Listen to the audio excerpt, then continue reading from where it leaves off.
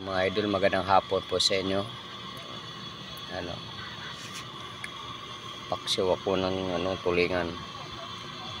Ano po ang ulam na mga idol? Inununan yan siya nga. Ano po? Yan. Itong gasol namin. Maliit gasol namin. Ayan.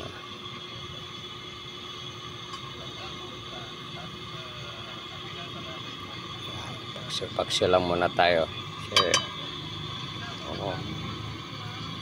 ano pa? Ayun.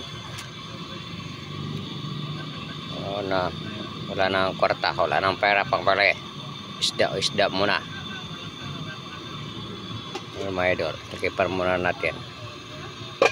Yan salamat kanya lahat dyan sa pagpanood. Magandang hapon. Hanggang dito lang akong video.